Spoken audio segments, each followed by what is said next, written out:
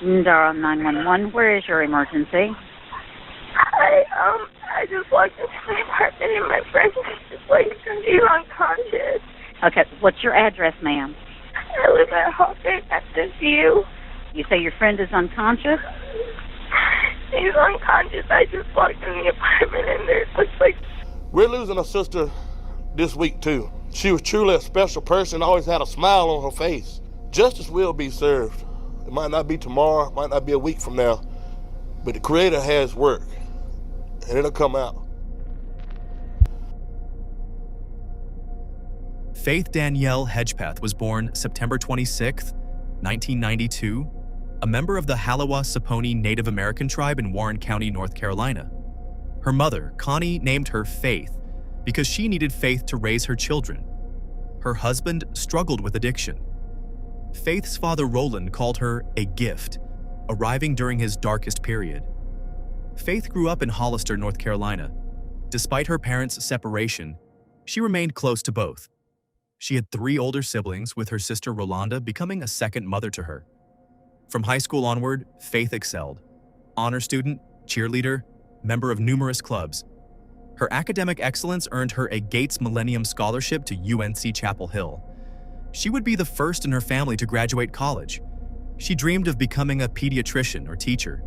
She worked part-time at a restaurant in Durham while maintaining excellent grades. Everyone who knew Faith understood one truth: she was beautiful inside and out. She made people feel like they were the most special person in the world. By her 3rd year at UNC, she was thriving, volunteering at the American Indian Center, dancing at powwows, actively engaged in her Native American community. Everything was possible. Then, on one humid September night, everything ended. On Thursday evening, September 6th at 5:45 p.m., Faith attended a rush event for Alpha Pi Omega, a historically Native American sorority she hoped to join. This was important, a connection to her heritage at the university. Later that evening, she met her roommate, Karina Rosario, at UNC's Davis Library. They had been friends since freshman year. They studied together for hours. Around 11:30 p.m., they left the library and returned to their apartment, arriving around midnight. But the night wasn't over. At 12:30 a.m., the two headed out again to The Thrill, a downtown Chapel Hill nightclub that admitted underage dancers. Security cameras show them entering at 12:40 a.m.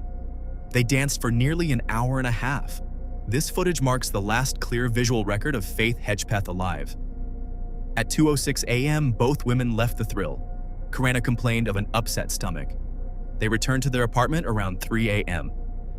At 4:25 a.m., Karina Rosario left the apartment. She said she was going to blow off steam with a male friend, Jordan McQuarrie. When she left, she claimed Faith was asleep. Before departing, she left the apartment door unlocked. At 11 a.m., when Karina returned with friend Marisol Rangel, the scene was apocalyptic. Faith lay on her bed, partially wrapped in a comforter. Blood splattered the bedroom. Her body was cold. 11:01 a.m. 44 seconds, September 7, 2012.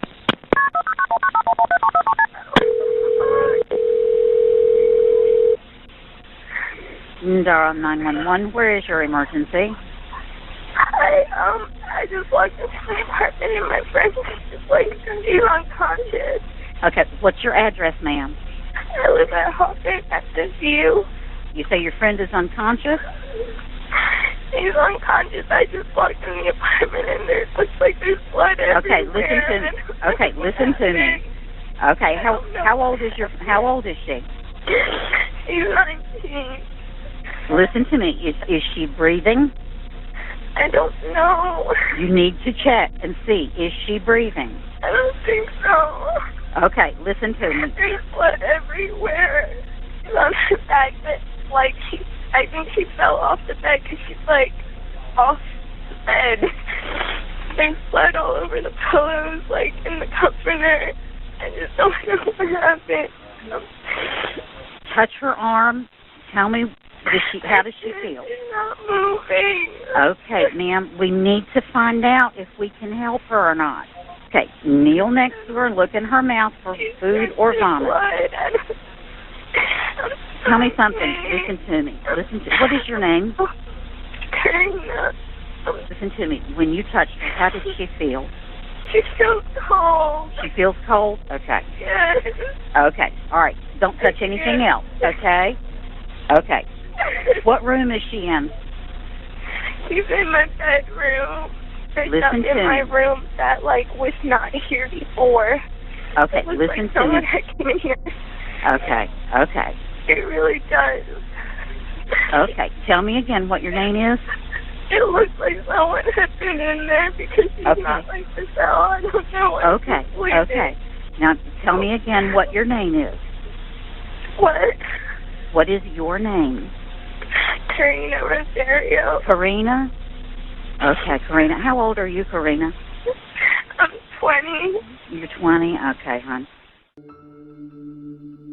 The medical examiner's findings? Faith had been beaten to death using the Bacardi rum bottle. Evidence of sexual assault was collected. She had bruises and cuts on her arms and legs. A tampon lay beside her body. She had likely died after 3 a.m., possibly as late as 4:30 a.m.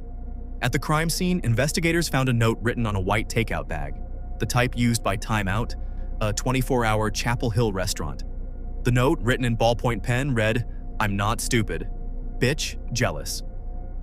The pen used contained DNA matching DNA found on Faith's body.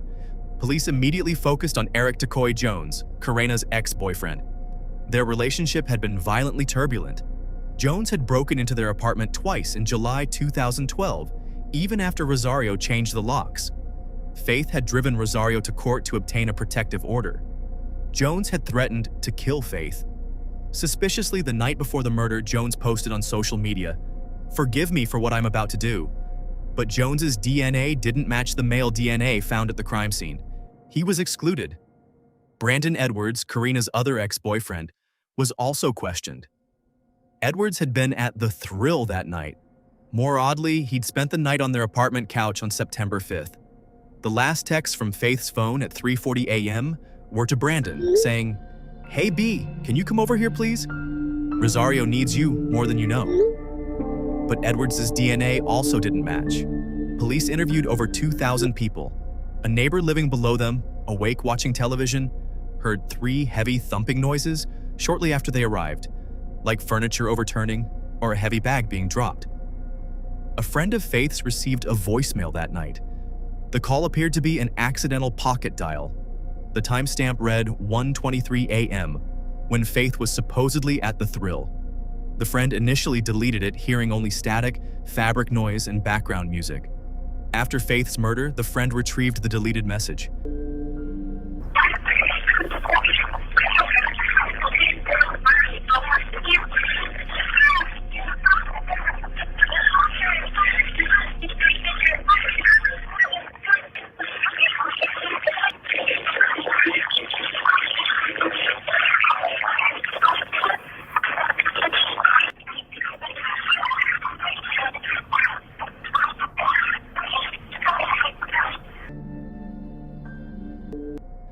For years, police dismissed it.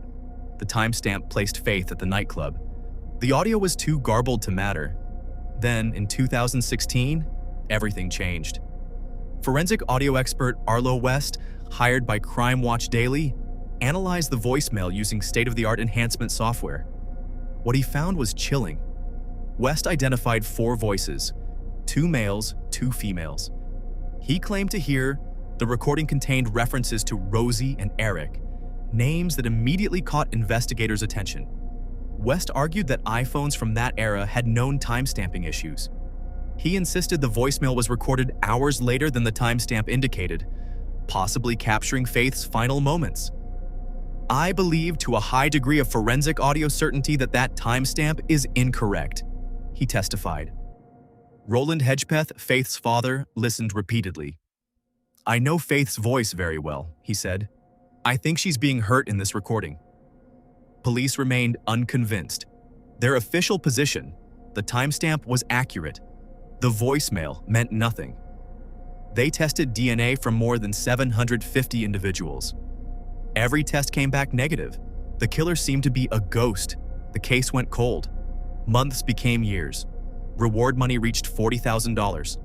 No arrests, nothing. 2014, 4 years after the killing, a DNA testing company released a composite image of the suspect based on genetic analysis.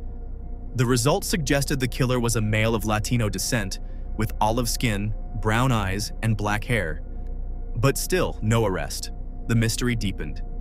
9 years after Faith's murder on September 16, 2021. Nearly a decade, Chapel Hill police move forward in their efforts to get justice for Faith Hedgepeth. It was a cold case for nearly a decade. The murder of Faith Hedgepeth remained unsolved until today. Her extraordinary and amazing life cut short by an act of violence. Yeah, this new development is such a happy and sad moment for so many people who have been following this case from the beginning. Chapel Hill police announced an arrest. Miguel Enrique Salguero Olivares, 28, of Durham. He had not been a suspect in the original investigation. He was unknown to Faith and Karina. He was a ghost in the investigation. His DNA match came through a drunk driving arrest the previous month. Using DNA ancestry technology, investigators traced his distant relatives, matched their DNA, and identified him. Police would not discuss any relationship between Salguero Olivares and Faith. Yet mysteries persist. His defense team argues third-party guilt, pointing to Karina Rosario and Jordan McQuarrie. They highlight the unlocked door, Karina's departure at 4:25 a.m., and alleged blood on her hands. They claim the final text from Faith's phone was written by Karina, not Faith. Karina Rosario left North Carolina and said little about the case. Police sources indicated they believe she knows more than she has revealed. The voicemail remains controversial.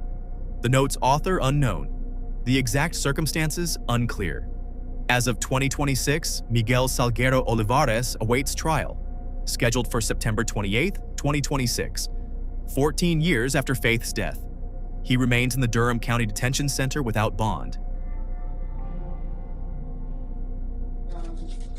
21 CR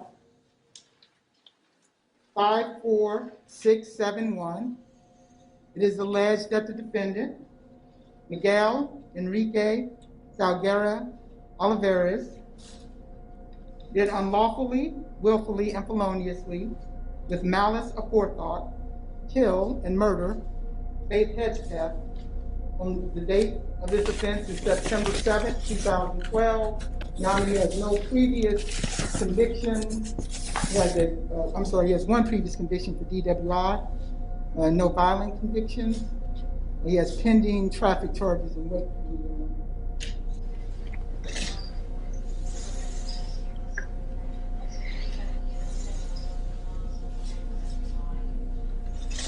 The defendant shall be held on no bond. Thank you all. Have a good day, sir. Thanks,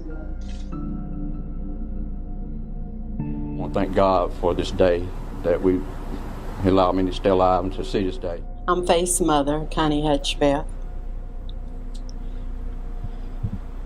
And when I got the news this morning, I didn't do anything but cry and thank God and praise God, because I put it in His hands and it was His timing. I don't know why it took so long, but I just know that it was Him. And I just thank the Chapel Hill Police Department, the SBI, anyone that had a hand in helping to investigate this case. I just thank them for all their hard work and their labor paid off.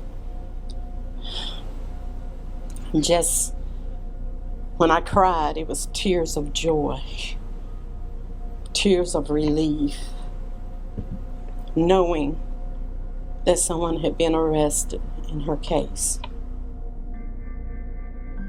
ABC 11 has obtained new documents ahead of the trial of the man charged with killing 19-year-old UNC student Faith Hedgepeth. A motion filed by the defense team for Miguel Enrique Salguero Olivares raises questions about the potential involvement of Hedgepeth's roommate in her murder. While the evidence doesn't deny Olivares' DNA was at the scene, it does try to shift attention to Karina Rosario and why she allegedly had unexplained blood on her fingers. While the defense is outlining this potential strategy, Hedgepeth's roommate Rosario has not been charged charged with the crime, and authorities have not accused her of any wrongdoing. Previously released investigation documents saw Rosario told police Hedgepeth was asleep in the bedroom when Rosario left the apartment. The defense is now asking the court to authorize the deposition of Jordan McCrary, a former UNC student who picked up Rosario from the apartment complex early that morning. He's currently out of state, and the defense wants his deposition on record.